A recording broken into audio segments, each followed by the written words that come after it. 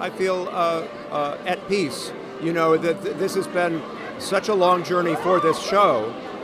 It's just been an extraordinary process for all of us putting it together, this final version. I'm trying to remember. I think I got the audition back in February, and I knew then that it was a piece of theater history, just to even go in for it. They said, sing any Sondheim song, and I was like, I'm going to sing Miller's Son because it felt oddly connected to Fritz, this kind of like horny revolutionist.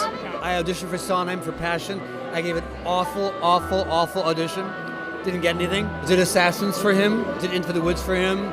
And so it's kind of full circle, I mean, since I was 18, I've been encountering his material, and now I get to encounter his material at a later part of my life. To be in what is now going to be known as the final Sondheim musical, what was that like? Is that daunting? Is that thrilling? What is that like? I don't think about it on the daily, because yes, that would be overwhelming, and then you'd have to, be on drugs to get through it. I tried so hard every day to not think about that during the entire rehearsal process, and it really only kicked in this past Thursday, that fact. I remember Thursday I woke up and the first thing I said was, I'm nervous.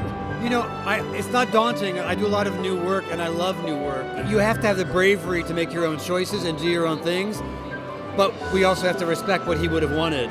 I think I tried to play it cool for as long as possible. I remember it coming into my email and having to sign an NDA, and until I was like waiting for the script until like 1 a.m. at night, and then Telsey's office sent it over, and I remember staying up till like 3 a.m. and I had 2 shows the next day. Everywhere I look on stage is people who I admire, who I've admired for a long time. Even when we started rehearsal, it was like the entire room, we were all got on the same page very quickly, and it's a very impressive group of people.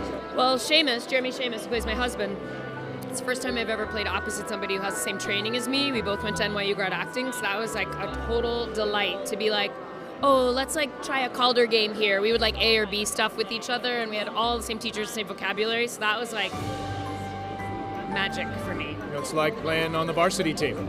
These are some of the best people in the world, and so to get to be around that caliber of writer, director, composer, and company of actors, choreographer, music director, it was, it's a bullet point moment in an actor's life for sure.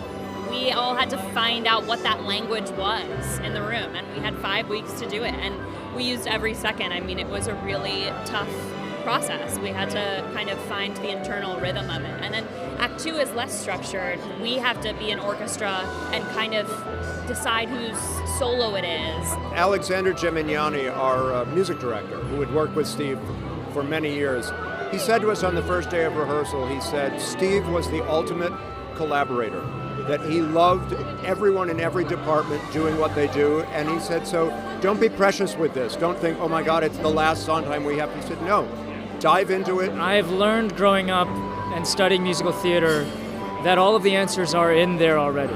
They're in the music, they're in the lyrics, they're in the notes. Trust that.